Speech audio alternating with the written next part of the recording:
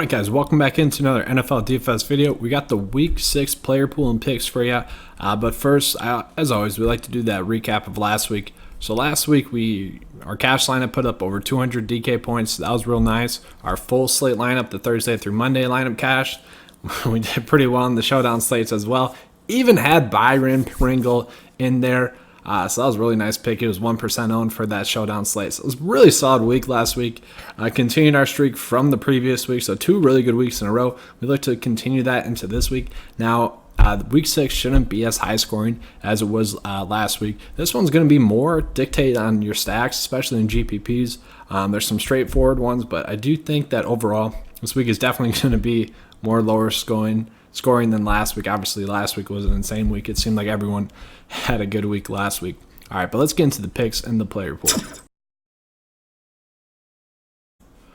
All right, so starting off the quarterbacks, either one of those guys in the top end, I'm really fine with. Patrick Mahomes, obviously, has been playing really well, except for that last game. Lamar Jackson's in a great spot. So is Deshaun Watson. But I really like Kyler Murray here, a little bit cheaper. And he's been really solid this year, especially if you want to play him in cash. You know, you're pretty much locking in over 15 DK points. And then obviously this matchup is really great going against Atlanta Falcons, who have not looked good on offense.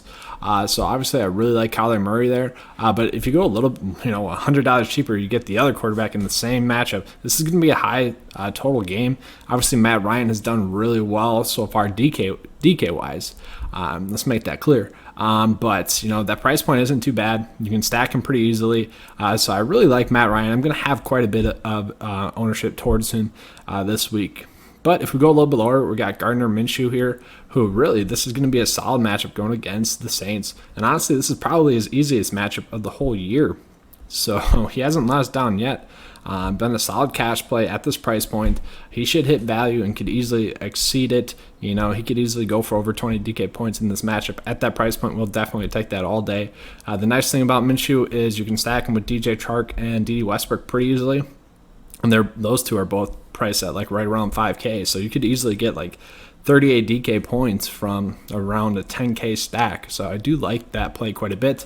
And I do want to mention Josh Rosen here. So Josh Rosen, he's actually looked pretty good during the first halves of football games when he started so far with the Dolphins. And then second half comes around and he just looks bad.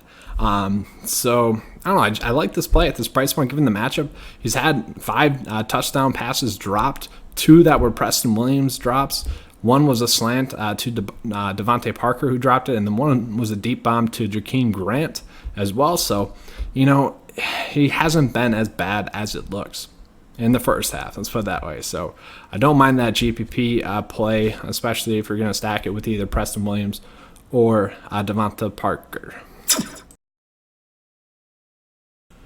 All right, moving on to the running backs here. So we don't have CMC to pay up for this week. Zeke's not in a good spot, so he'll probably go off now. But Alvin Kamara, if you want to start your builds there, I'm fine with it. Jacksonville Jaguars just got torched on the ground last week. Nick Chubb's in an okay spot going against the Seahawks here. I would like to see him involved a little bit more in the passing game, especially last week. That was kind of concerning. But Leonard Fournette just makes a lot of sense. We were on him the last 2 weeks, and the last 2 weeks he scored over 20 DK points. And the reason why we got on him was because we saw that he was being used in the passing game quite a bit. That hasn't changed yet, so we still like that play. But Le'Veon Bell is going to be the running back play that I like the most. And I just want to touch on this a little bit deeper. We were on Aaron Jones last week because he was facing the Dallas Cowboys, and the Dallas Cowboys give up the most short passing routes more than any other team in the NFL. Obviously, Le'Veon Bell gets used a ton in the short passing game, same as Aaron Jones. Aaron Jones just dominated in this matchup. I really don't mind that play. Le'Veon Bell should be a nice, safe floor for cash. Mark Ingram, when the matchup's been right, he's pretty much went off. This is probably going to be his best matchup of the whole year, going against the Bengals, who give up a ton of yards via the run game. They can get gashed pretty easily, so Mark Ingram in that game I do like quite a bit. If you want to go a little bit cheaper, you could go with Chris Carson here. Chris Carson going against Cleveland Browns, not the best matchup, not the worst. I don't mind it. It's not a plus or a minus to me, really. But what is a plus has been his usage so far. And that 6K spot, that's kind of where it drops off, where we're getting into just GPP plays for the running back spot. Now, you could tease the idea of using Kenyon Drake in cash. I don't think you should. He hasn't been used truly as a workhorse, but he'll probably get around 14, 15 touches in this game. If it stays close, he should get more playing time, so I don't mind that play. If he's too popular, you could easily pivot to Tevin Coleman here, who looked really solid last week. It's probably the best he's looked in the last 2 years, to be honest with you. So I really just don't mind that play at that price point. 15 DK points, that's pretty much what you're hoping for there, and that's what he got last week.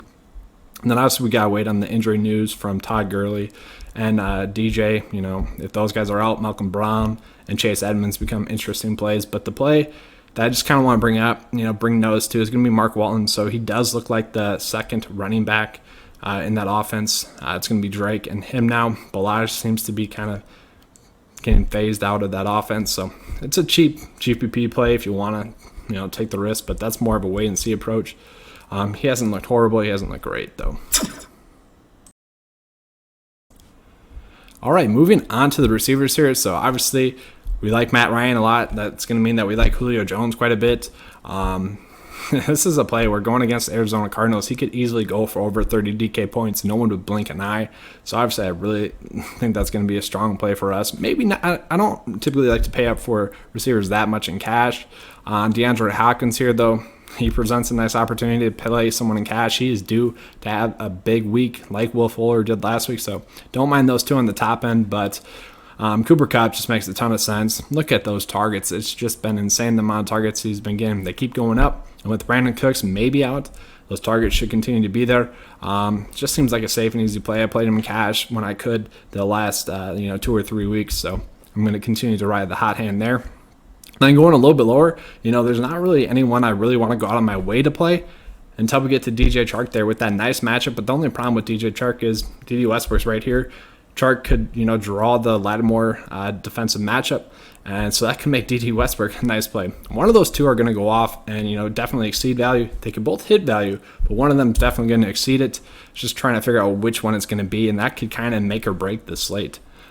Mohamed Sanu, really not a bad play once again. We like Matt Ryan. We got like his pass catchers. Maybe don't want to get too much overexposure to them, but obviously Sanu's been really solid the last few weeks, getting over double-digit fantasy points in 4 out of 5 weeks so far, so don't mind that play. Devontae Parker is going to be a play that I want to touch on as well. He actually has looked the best for the Dolphins so far receiver-wise, mostly because Preston Williams here has had a ton of drops. Like I already mentioned, he dropped 2 touchdowns already this year, but he's actually been seeing the most targets so far. So obviously Josh Rosen likes to throw to him. One of those two are going to go off, just like the D.D. Westbrook, DJ Chark in comparison. One of those two are going to go off. Maybe they both could, but they're priced appropriately where you could definitely take that risk. You could definitely play one of them in cash if you want to as well. Then I was trying to find a receiver value play this week, and it's just not there yet. Now, it could be, we've been spoiled with like Nelson Aguilar and Auden Tate so far this year, but we don't have that, I guess, chalky value receiver play so far this week. All right, moving on to tight end. Obviously, this Houston KC game is going to be one that you kind of want to pay attention to, stack a little bit. Travis Kelce is going to be, a player that could be the highest scoring player in that matchup. Just kind of take note of that, but I would much rather pay down, go with someone like George Kittle. Pretty much the same play, just a little bit better matchup. Definitely cheaper. We knew he was due for a touchdown, and he finally got that last week. So that was real solid. And I think we can continue to see that. Obviously, we know he has had success against the Rams before in his last 3 matchups. He's had over 10 DK points. Austin Hooper here. This is going to be an easy play. He's seen the targets. He's seen the production. It's in the easiest matchup for tight ends so far this year. This just kind of just seems like a lock and load play for me. Now, if you did want to pivot from him in GPPs, we got Will Dissly right here. He's had over 10 DK points in every game except for week 1. And, dating back to last year, in games that he's finished, he's averaging over 14 DK points per game. So he's going to be a strong play. And then we do got to mention Gerald Everett here. It was kind of just trending upwards for him to have that breakout game last week. So just kind of something we want to note. Obviously, it gets more of a bump if Brandon Cooks is out. And then going a little bit lower to try to give you guys that value play. We got Noah Fant here. I mentioned him last week. He didn't do well last week. This matchup isn't too bad. Someone has to produce for that Denver offense, and maybe it'd be them. All right, moving on to defense here. There's not one that I love too much, but The Denver Broncos, I just kind of mentioned them. They don't really, you don't fear them offensively. Now, they haven't been as bad as some people thought they were going to be, but this Titans defense has definitely been better than people thought they would be. I'm projecting them to score around 7 DK points. At that price point, that's not too bad. We could drop down to the Dolphins, and this is only going to be if Dwayne Haskins is starting. If Case Keenum's starting, I don't think I want to roll with the Dolphins, although still maybe 10% ownership in GPPs. But I do want to mention the defensive salaries right there. Under 2K, they're trying to do this idea of having defenses that price that low.